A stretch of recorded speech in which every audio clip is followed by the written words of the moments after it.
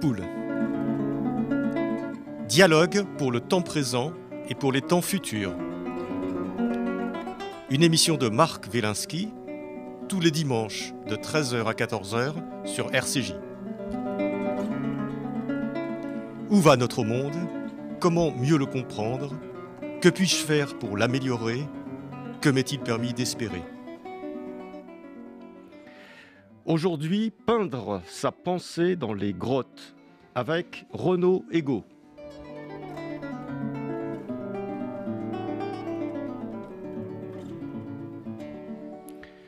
Pourquoi nos très lointains ancêtres ont-ils déposé leurs pensées dans des grottes? Et, afin de mieux les voir, ont-ils inventé le dessin? Et pourquoi les animaux les fascinait-il autant? Étaient-ils des dieux ou des hommes plus puissants avec de tels corps, capables de courir si vite et même de voler? Lorsque l'on parle de l'art préhistorique, on pense aussitôt aux grottes de Lascaux ou de Chauvet. Mais il en est d'autres, merveilleuses, en Afrique australe, en Namibie, au Zimbabwe, en Afrique du Sud et au Botswana. Leurs auteurs étaient les San, premiers habitants de cette vaste région du monde, chasseurs-cueilleurs nomades, qui ont peint ou gravé sur la roche de leurs abris la faune qui partageait leur vie. Renaud Ego, bonjour. Bonjour Marc Wielinski. Renaud, vous êtes écrivain, vous êtes poète, vous êtes auteur d'une quinzaine de livres, dont plusieurs sont consacrés à l'art rupestre, et notamment à l'art rupestre d'Afrique australe et à l'art paléolithique. Et vous avez publié il y a quelques semaines un petit livre de peindre sa pensée dans les grottes chez Bayard, sous la collection Les Petites Conférences. Alors, c'est un livre tout à fait passionnant. Quand c'est un poète qui écrit sur les peintures rupestres, qui sont elles-mêmes extrêmement artistiques, ça donne vraiment de très belles choses. Ce petit livre, c'est une conférence que vous aviez faite, c'est ça ?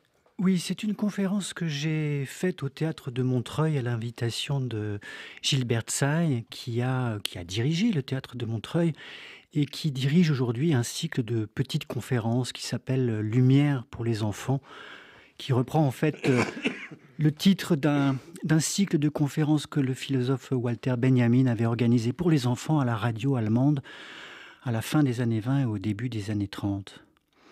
Donc ce sont des conférences orienté pour les enfants. Voilà, pour un jeune public. Voilà. Et je dois dire que c'était un moment assez extraordinaire par la qualité d'attention des enfants.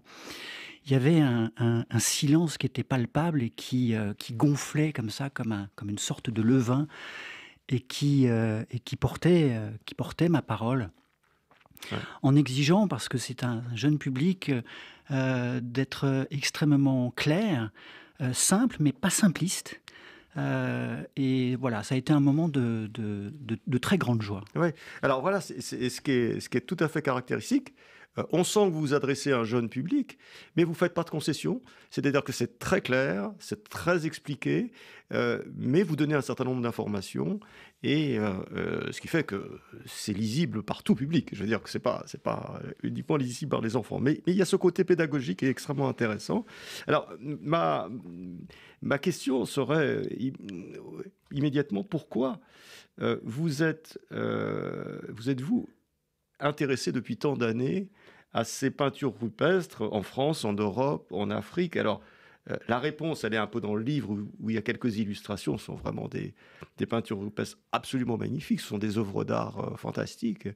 Mais pourquoi vous, à titre personnel, comment êtes-vous rentré dans cet univers des grottes préhistoriques? Eh bien, au départ, il y a une rencontre que chacun est susceptible de faire. C'est la visite que j'ai faite dans une grotte ornée qui se trouve aux Aisies, qui s'appelle Fond de Gaume.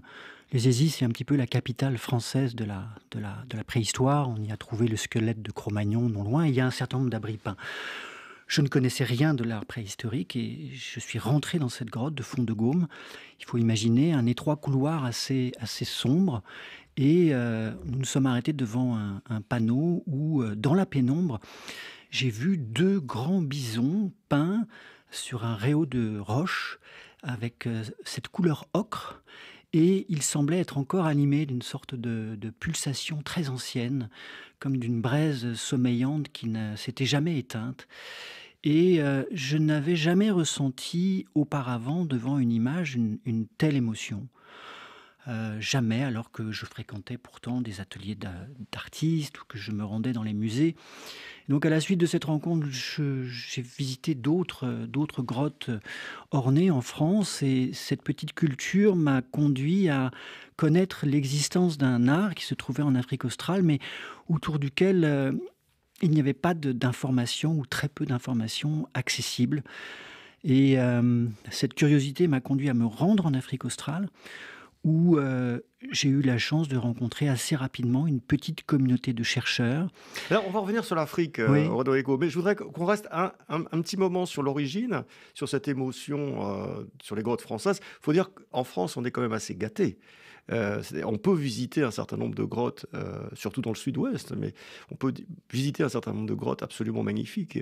Qu'est-ce qui fait que l'art rupestre est aussi important en France? Est-ce que c'est parce que c'est mieux conservé ou est-ce qu'il y avait des concentrations d'artistes préhistoriques à cet endroit-là? Alors il est difficile de répondre, mais de fait, la région franco-cantabrique, c'est-à-dire le sud-ouest français, comme vous l'avez dit, mais aussi le nord de l'Espagne, est le lieu dans le monde où l'art préhistorique du Paléolithique supérieur, c'est-à-dire le plus ancien, qui date de moins 35 à 40 000 ans jusqu'à moins 15, moins 10 000 ans, 10 000 ans étant la barrière symbolique temporelle à partir de laquelle on considère qu'on rentre dans l'âge du néolithique, eh bien c'est dans cette région du monde qu'il y a la plus grande concentration de grottes ornées. Ça tient à des raisons géomorphologiques avec l'existence de grottes profondes.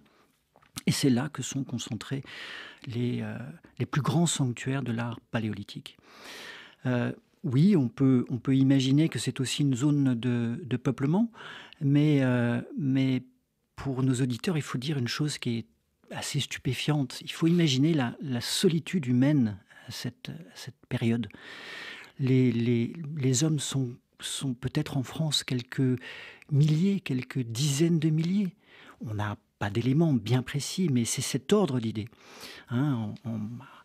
Donc au moment du Paléolithique, il y a peut-être une concentration humaine dans cette région du monde. Au moment où ces hommes vont se doter d'outils témoignant d'une pensée symbolique, dont les images. Naturellement, on sait que ces individus ont un langage. Ils ont certainement déjà développé une pensée mythologique très complexe. Ils ont des rituels, ils ont des danses, mais tout ça a disparu. Tout ça s'est évanoui et la seule chose qui demeure, en plus de tout ce qu'on appelle les outils, en plus des sépultures qu'on a pu trouver et qui sont assez rares, c'est ce magnifique art rupestre qui a été conservé en raison de conditions de conservation particulières qui sont celles des grottes dans le sud-ouest français, dans le nord de l'Espagne.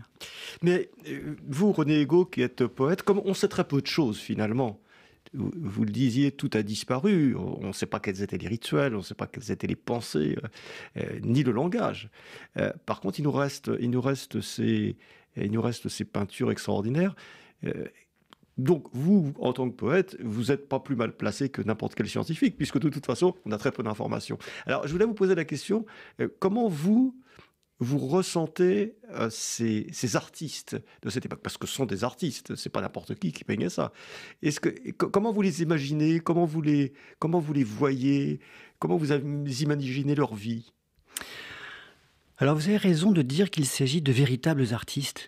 Il y a une chose qui est tout à fait stupéfiante, aussi bien en Europe qu'en Afrique, où j'ai longuement séjourné, c'est que il n'y a pas de repentir. Ces œuvres sont celles de professionnels du dessin, hein. Ce sont des Ce qu'on appelle le techniciens. repentir, c'est des essais-erreurs où Oui, on c'est efface ça. les traits, etc. On ne voit pas d'images qui sont mal faites. Et ça indique quelque chose. C'est que le geste de peindre, de déposer sa pensée dans une grotte, est un geste et un acte qui sont chargés d'une grande gravité. N'importe qui ne peut pas le faire, et on n'est pas là pour peinturlurer ou pour faire des tags sur une paroi. Donc ce que je vois, c'est un geste qui est très mystérieux et qui a consisté à s'enfoncer dans des galeries parfois très profondes, privées d'obscurité. Dans certains, ce sont des goulets tellement étroits, comme les combarelles, que, en s'éclairant simplement d'une petite torche à graisse, d'une lampe à graisse, on ne devait pas bien y respirer. Donc il y a une vraie nécessité et une vraie gravité à aller accomplir ce geste. Ouais. Il faut que ce soit vraiment de l'ordre de la... Il y a quelque chose, voilà, on sent que ces peintures sont chargées d'une très grande intensité et d'une absolue nécessité. Alors, vous dites qu'il n'y a pas de repentir, c'est-à-dire qu'il n'y a pas de dessin.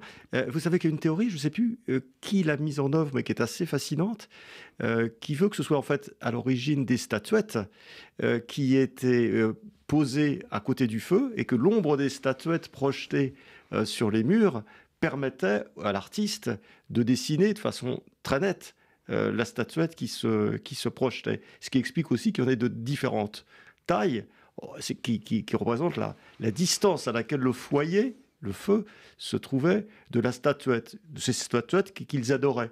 Alors, je ne sais plus qui a émis cette théorie, mais ça explique quand même bien des choses.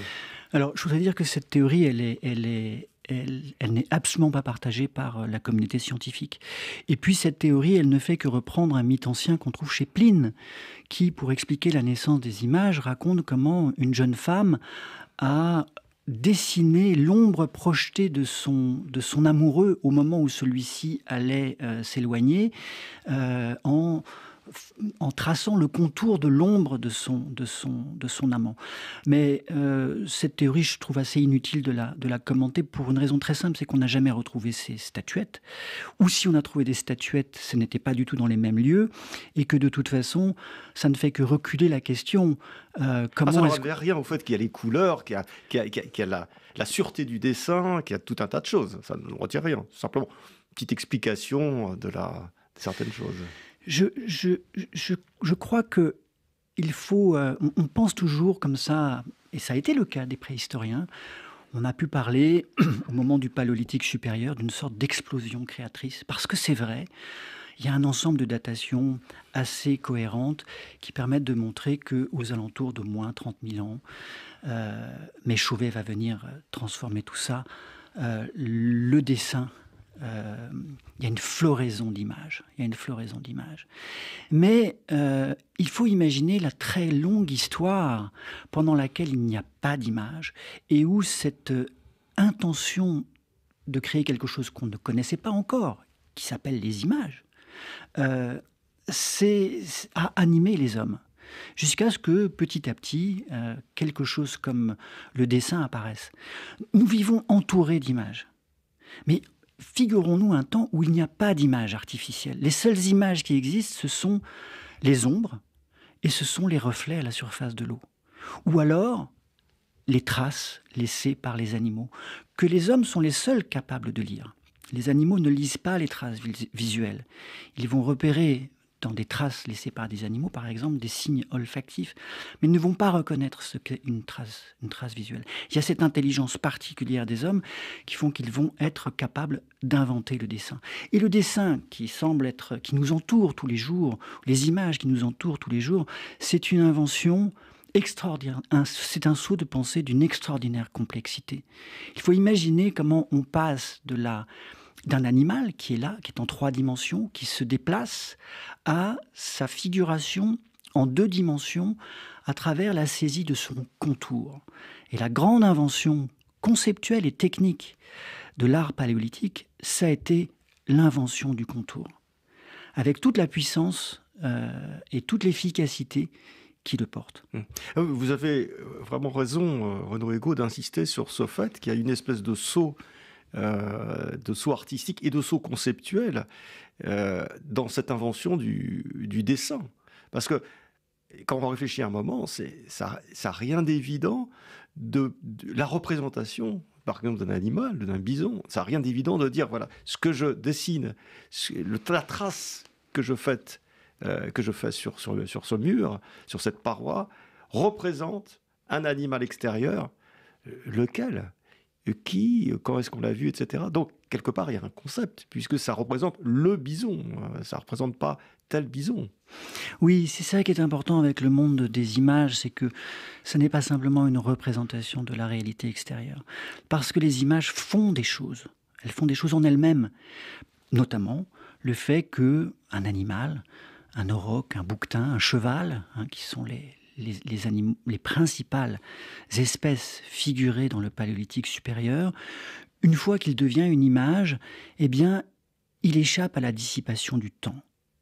Il entre dans un espace, l'image va ouvrir un espace qui est proprement métaphysique, parce que c'est un espace où les choses sont à la fois immobiles et durables. Eh bien, ces deux qualités, ce sont celles des dieux et des idées. Et donc, les images portent avec elles, ouvrent devant elles, un espace dont on peut comprendre qu'il ait pu être ensuite investi de sentiments que l'on va appeler religieux. Et ça, les images le font. Ouais. C'est-à-dire que c'est le signe, ou peut-être le signe avant-coureur, effectivement, de la religion, de la conceptualisation. Ouais. Tout ça est certainement mêlé, mais nous n'avons pas de témoignages, des paroles, des récits, des rituels dansés. Tout ça a disparu. Mais il y a certainement une concomitance de l'émergence de à la fois d'une pensée conceptuelle et religieuse, et de l'autre côté d'une pensée technique qui se manifeste notamment dans l'art du dessin.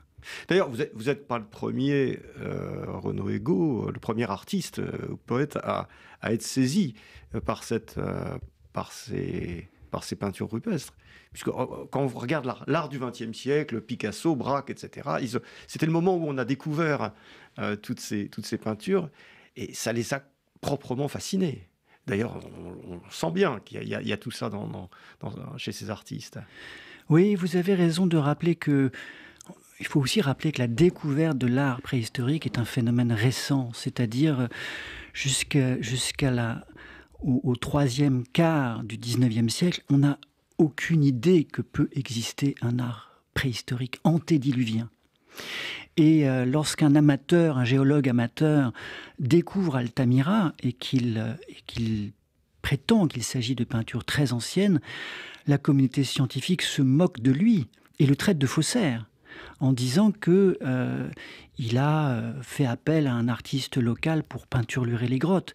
Et c'est à la toute fin du XIXe siècle que les premiers préhistoriens commencent à comprendre, notamment grâce à des travaux de stratigraphie, c'est-à-dire on étudie les couches géologiques, on comprend que la géologie nous ouvre une béance de temps dont on n'avait aucune idée. Jusque-là, on vit avec l'idée que peut-être le monde a quelques milliers d'années. Et tout à coup, il y a un abîme de temps qui s'ouvre avec l'apparition d'une unité primitive. Et à partir du moment où on se dit « mais il existe un art très ancien », à ce moment-là, on va être capable de le voir. Auparavant, je donne juste un exemple, il y a une grotte très célèbre en France qui s'appelle la grotte de Niaux, qui est une très grande galerie où les hommes allaient se promener. De même qu'à Rouffignac, qui est aussi un ancien lit de rivière, et les gens qui allaient se promener... Musée, alors, mais ils allaient se promener et ils laissaient des graffitis, mais aucun d'eux ne voyait les images qui étaient à côté. Ils ne pouvaient pas imaginer qu'il s'agissait d'images anciennes. Ouais. Et à partir du moment où on se dit il existe des images anciennes, on va les trouver, et dans un laps de temps très court, au tout début du XXe siècle. Et comme vous le dites, effectivement, les artistes du début du XXe siècle, dont on rappelle qu'ils ont souvent été très marqués par ce qu'on appelle l'art nègre à l'époque, la découverte de l'art primitif africain, vont aussi être marqués par la découverte de l'art préhistorique. Alors, Renaud Ego, venons-en à votre... après cette fascination dans les grottes françaises, européennes, espagnoles, etc. Cette découverte des peintures rupestres en Afrique. Une petite question, ces peintures rupestres, appelons-les comme ça, donc on les découvre en Europe, on en a en Afrique, il y en a en Amérique aussi. Est-ce que c'est finalement...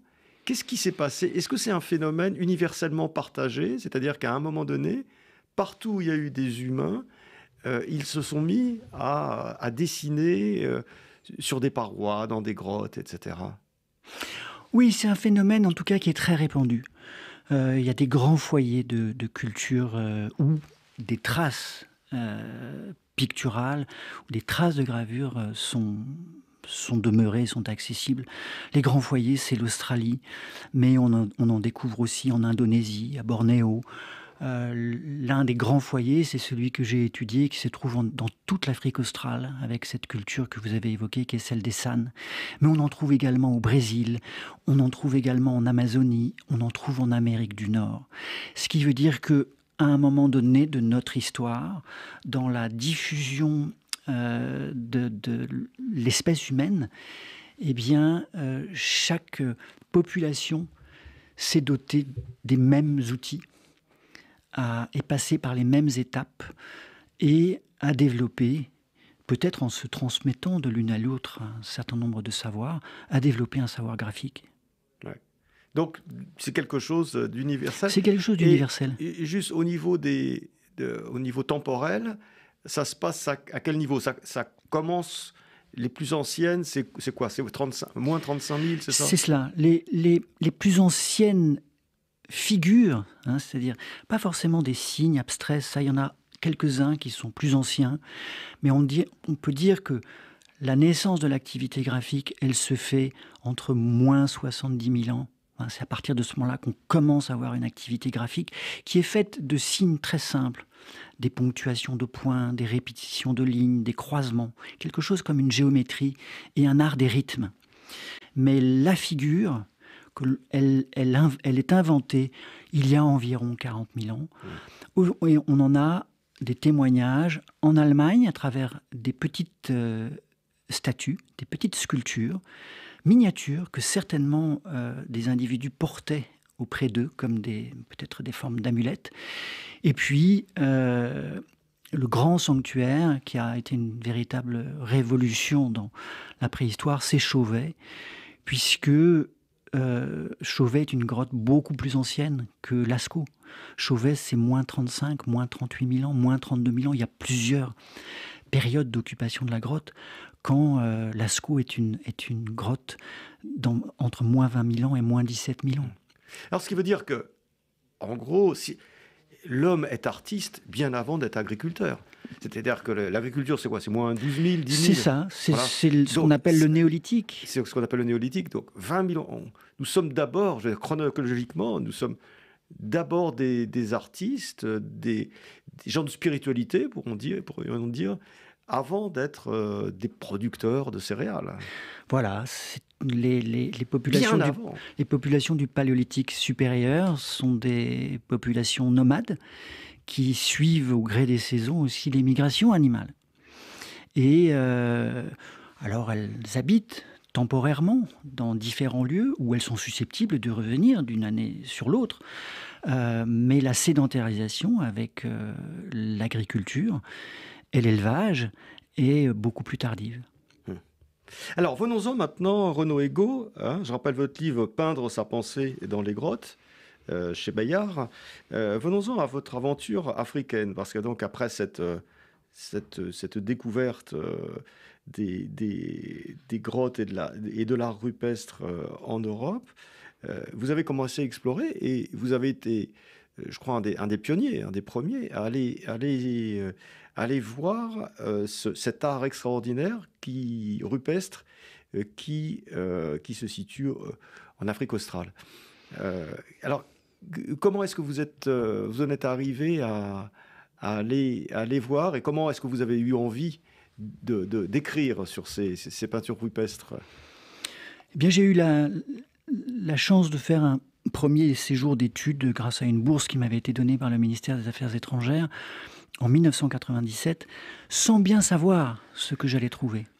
Mais avant de faire ce voyage, j'ai réussi à contacter un certain nombre de scientifiques, d'archéologues et d'anthropologues qui étaient peu nombreux, mais qui étaient d'une communauté scientifique vivante, notamment en Afrique du Sud.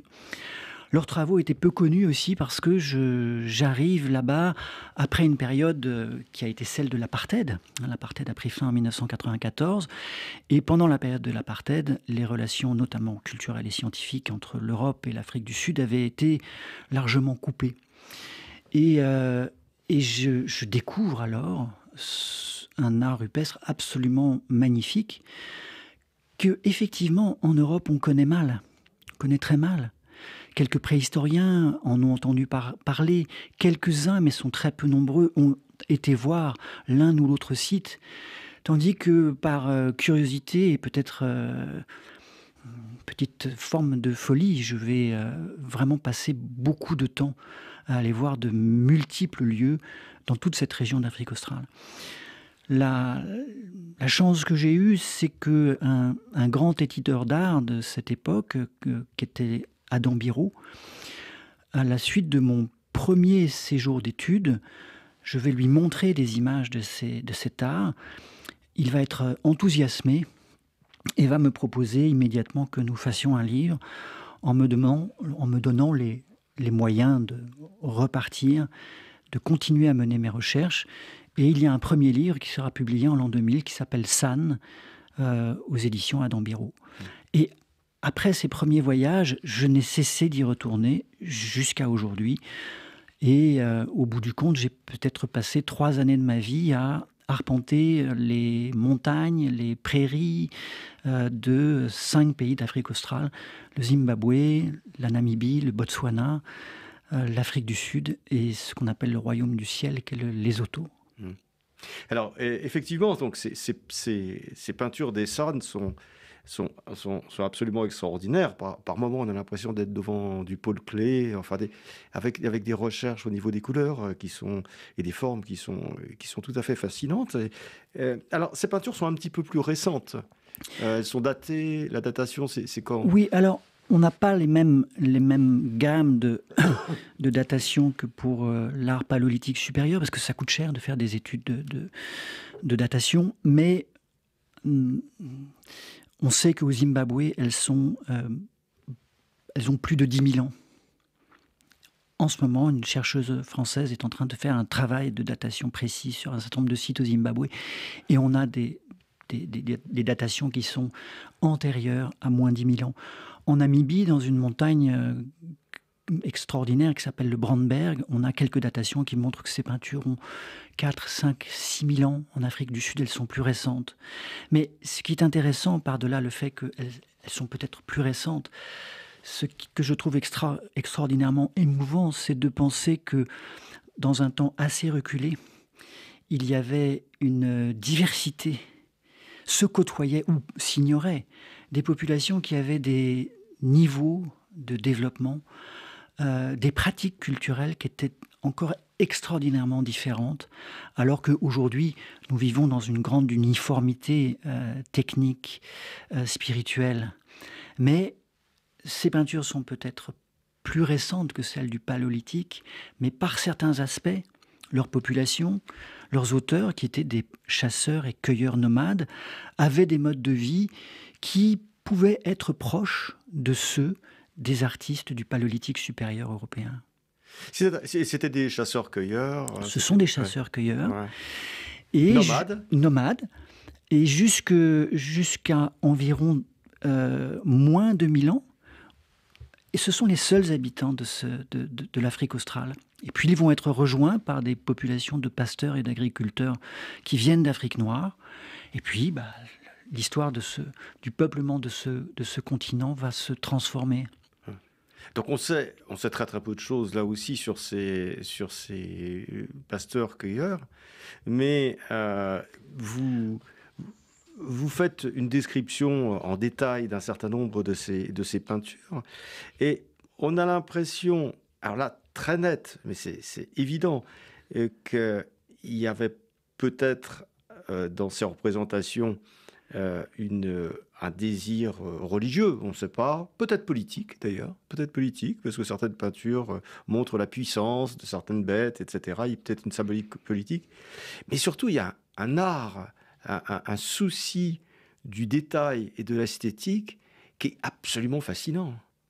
Parce qu'ils n'avaient pas besoin, finalement. Si c'était purement une représentation à langage, on pouvait faire un bison ou un élan, une antilope, etc. Un élan, c'est avec un D. Hein. Oui, c'est avec un D. C'est un oui. animal qui est beaucoup représenté. C'est la grande antilope d'Afrique du Sud. La grande antilope d'Afrique du Sud, ouais. C'est ce qu'on appelle l'élan du Cap. Ouais. Alors là, vous avez...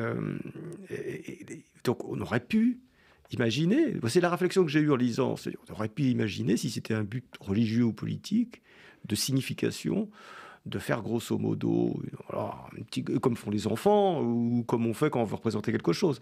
Et là, non, pas du tout. Là, vous avez, mais dans le détail, toute la morphologie, il connaissait absolument, parfaitement ces animaux, on voit qu'il les fréquentait, et il le représentait avec un détail, avec un souci esthétique extraordinaire. Alors, vous, encore une fois, en tant que poète, comment vous interprétez ce souci artistique pour des gens qui ont une vie très rustre?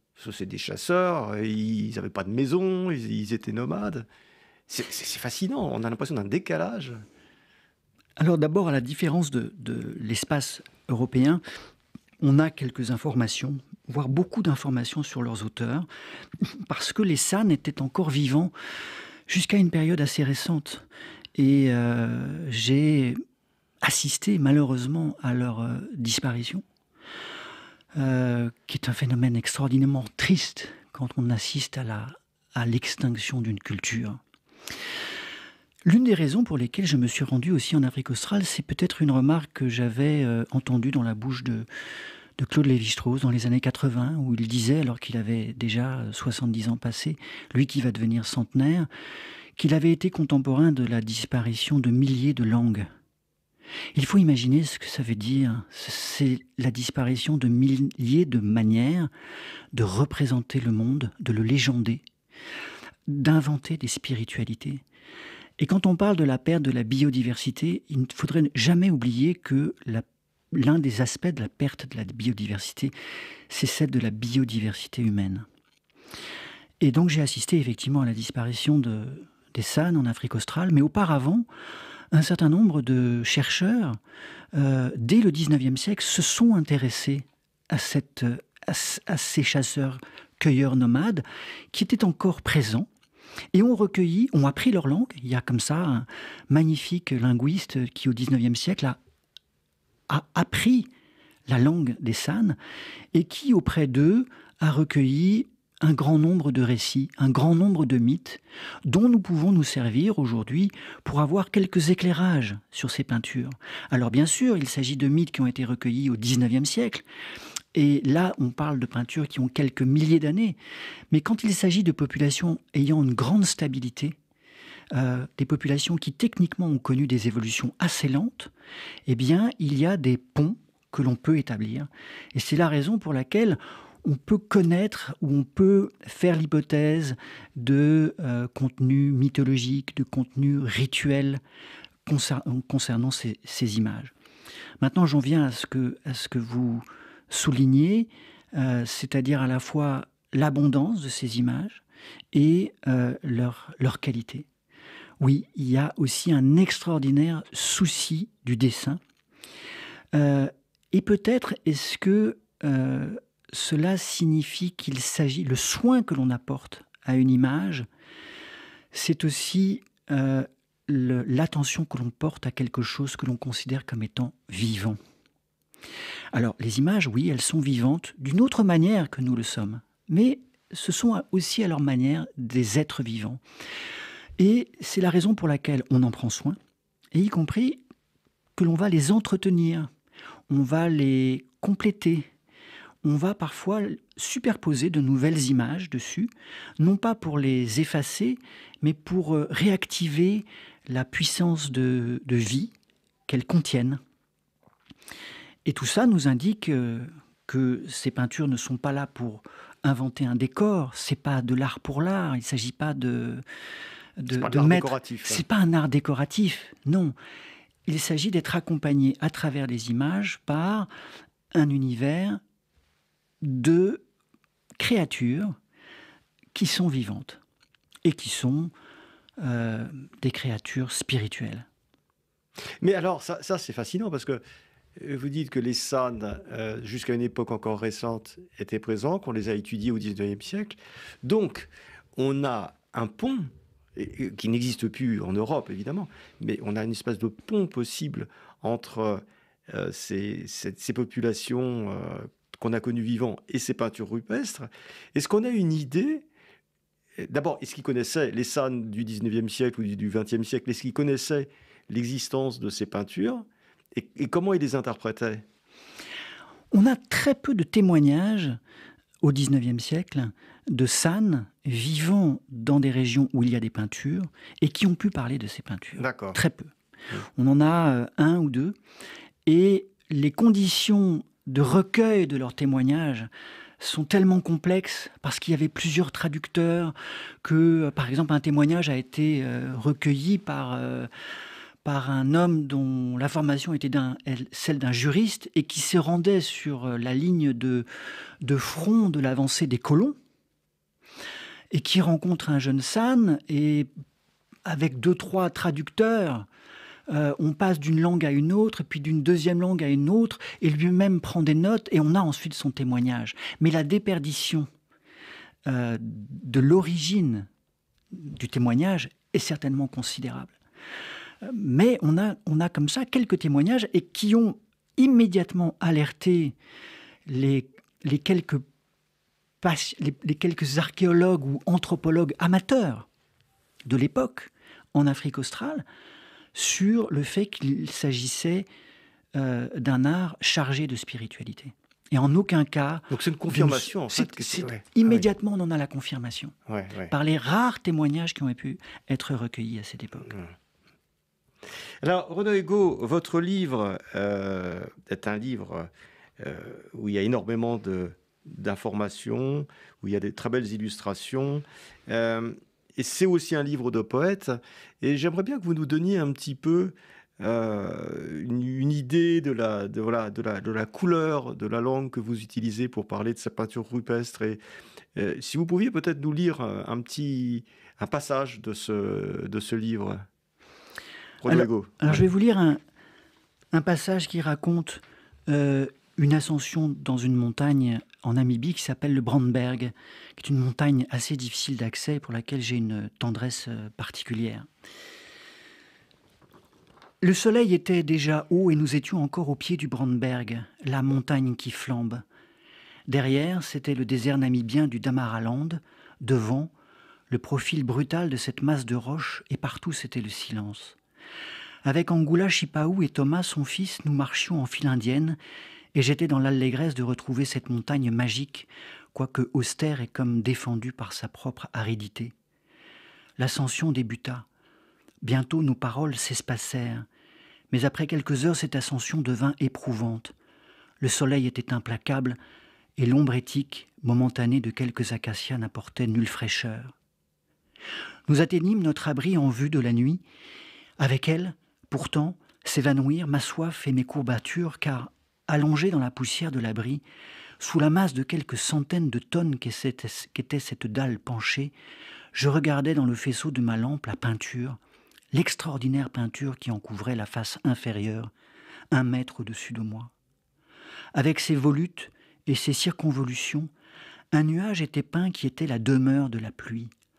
Un énorme serpent dont seule la queue dépassait encore le pénétrait, afin que, ainsi fécondée, la pluie se répande en harpe d'eau sur la terre, où couraient les antilopes gracieuses et les grues qui se poussaient de col, ailes déployées, pour leur parade nuptiale.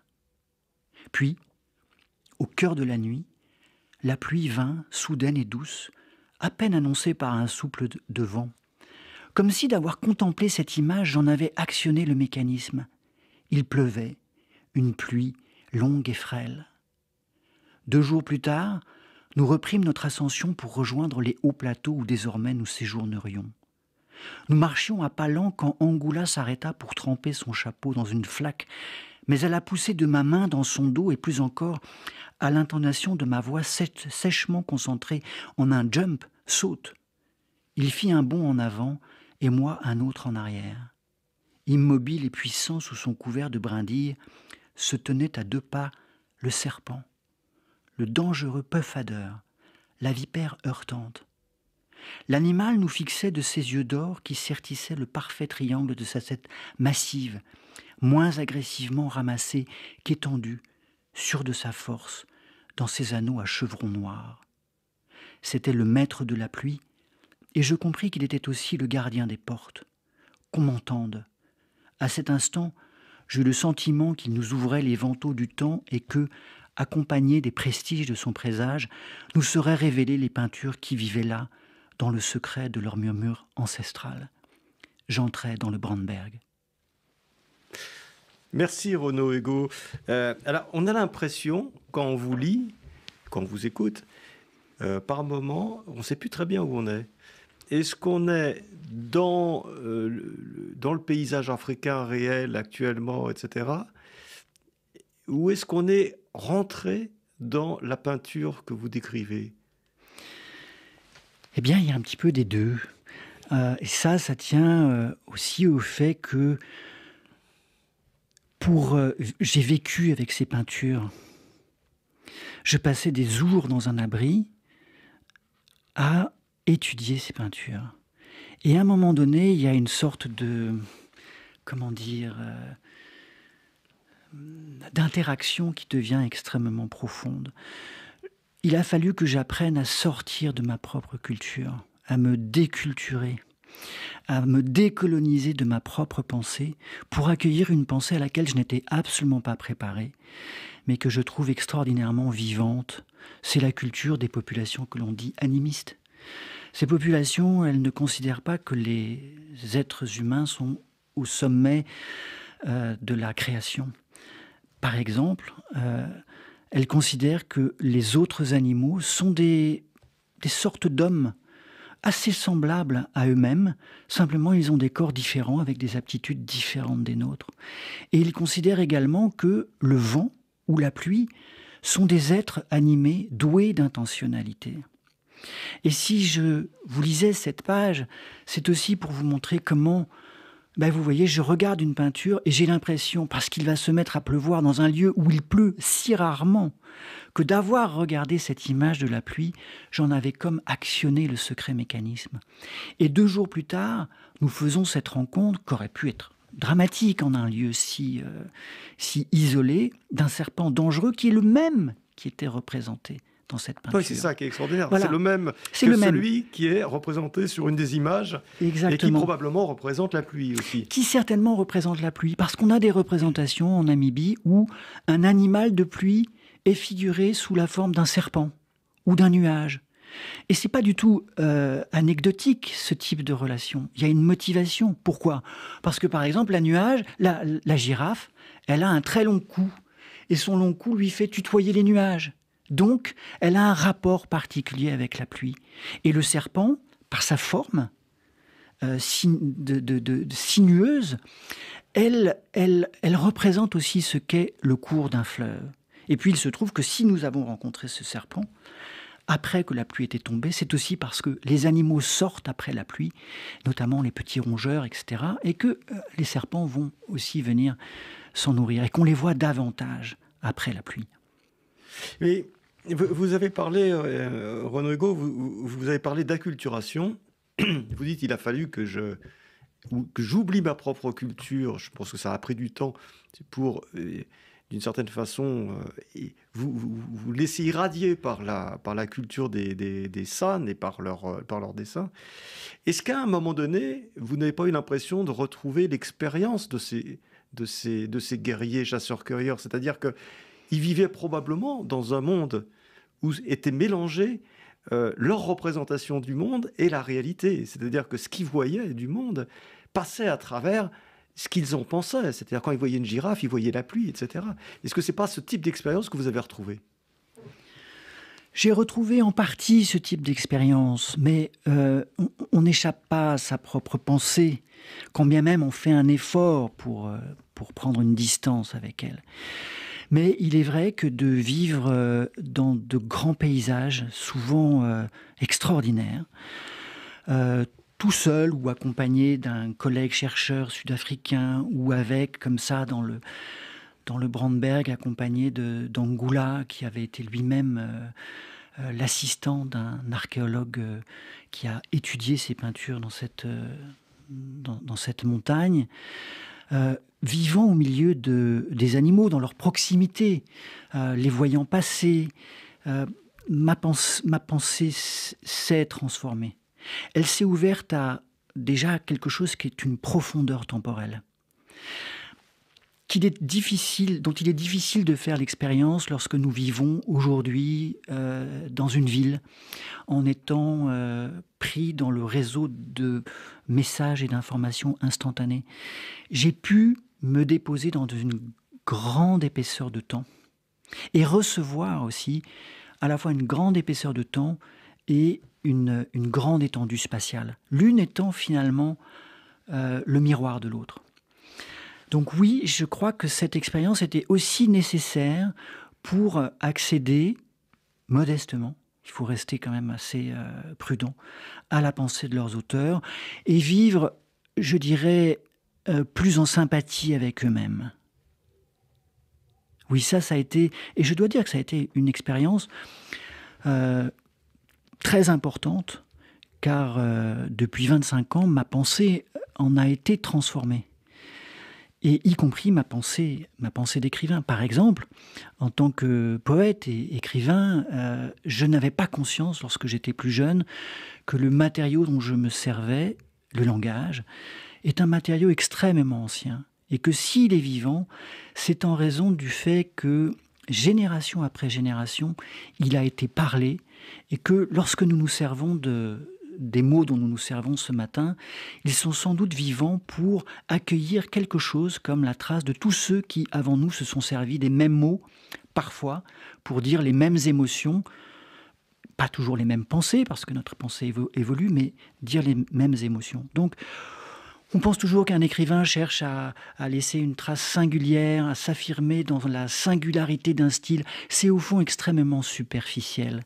En revanche, réussir à accueillir toute l'épaisseur temporelle et vivante qu'il y a dans le langage, ça c'est quelque chose de différent. Et je me suis ouvert à cette approche aussi, ou à cette sensation du langage, grâce à cette expérience que j'ai pu faire tout au long de ces années africaines. Renaud Ego, merci. Merci de cette conversation. Je rappelle donc le titre de votre livre, Peindre sa pensée dans les grottes. Et puis il y a d'autres livres aussi que vous avez fait paraître, dont celui-là, L'animal voyant, aux éditions Errance. Oui, c'est un livre plus volumineux, avec de nombreuses illustrations relatives à tout cet art des San en Afrique australe. Avec des illustrations absolument magnifiques. Merci en tout cas d'être venu nous faire partager votre passion pour ces très très anciennes peintures et très très anciennes cultures. Merci beaucoup Renaud Ego. Merci Marc Waliński.